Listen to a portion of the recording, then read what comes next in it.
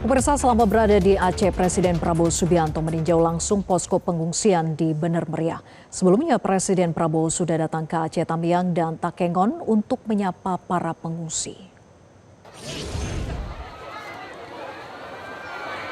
Di Bener Meriah, Prabowo disambut para pengungsi. Mereka tampak antusias berebut untuk bersalaman dengan Presiden Prabowo Subianto.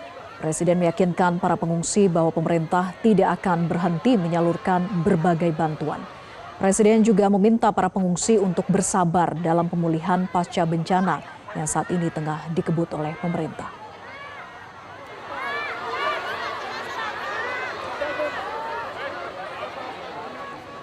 Dan pemirsa, kami akan ajak Anda untuk melihat situasi terkini di Bener Meriah Aceh. Sudah ada rekan kami, jurnalis Metro TV Muhammad Zakaria dari Bener Meriah Aceh. Selamat sore Zakaria, apa saja yang dijanjikan oleh Presiden Prabowo Subianto di hadapan para pengungsi di masa pemulihan tahap bencana ini?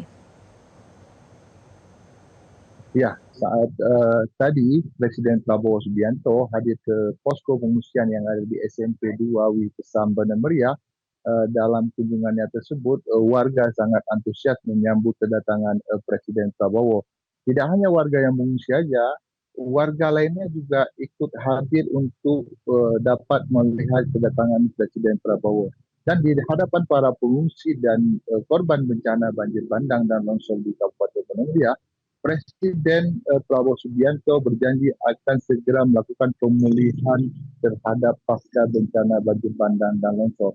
Dan Presiden juga menyampaikan bahwa proses pemulihan akses, baik itu akses jalan dan jembatan akan segera dilakukan. Seperti halnya hari ini, Presiden menyampaikan bahwa di sejumlah titik longsor terus dilakukan pembersihan oleh pemerintah.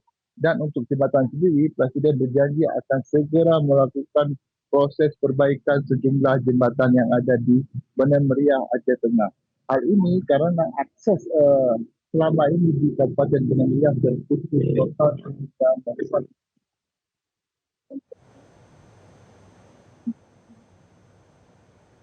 dan juga berjanji dan meminta maaf kepada warga bahwa pemerintah terus berupaya untuk melakukan pemulihan ini, seperti halnya listrik yang sampai saat ini di Kabupaten Bener Meriah sendiri masih belum begitu normal, artinya hanya ada beberapa titik saja yang ada aliran listrik.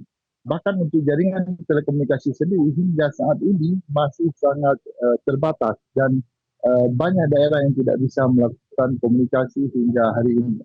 Dan di Bener Meriah sendiri, Presiden berjanji bahwa untuk warga yang kehilangan rumahnya akan dilakukan eh, pembuatan rumah yang lainnya nantinya dan meminta warga untuk bersabar.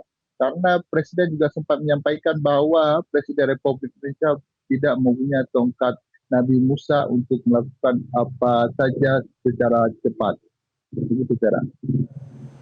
Ya, Zakaria, lalu seperti apa kondisi terkini di sana? Apakah bantuan sudah memadai?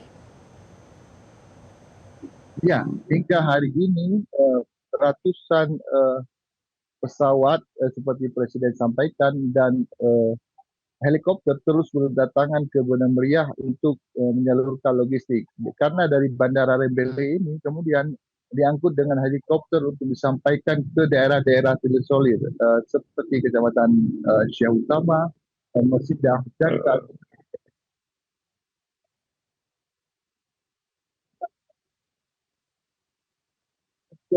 lewat Bandar Udara Rembele Bener Meriah.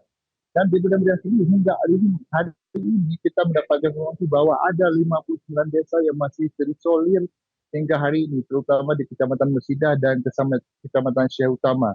Namun di Kecamatan Mesidah sendiri, karena untuk membuka akses ke kelingannya, warga membuat jembatan secara swadaya, secara darurat agar bisa mengakses ke ibu kota untuk membeli kebutuhan logistik lainnya. Di Bener Meriah sendiri hingga hari ini tidak hanya warga yang korban banjir bandang dan longsor saja yang mengalami kesulitan soal logistik, karena dampak lainnya juga terjadi kepada warga biasa karena tidak ada akses masuknya logistik ke Bener Meriah melalui jalur darat, sehingga hal ini sangat dibutuhkan proses percepatan pembangunan jalan atau pembukaan jalan lewat Jalan XKKA yang menghubungkan antara Banda Meriah, Perungguku, Aceh Utara.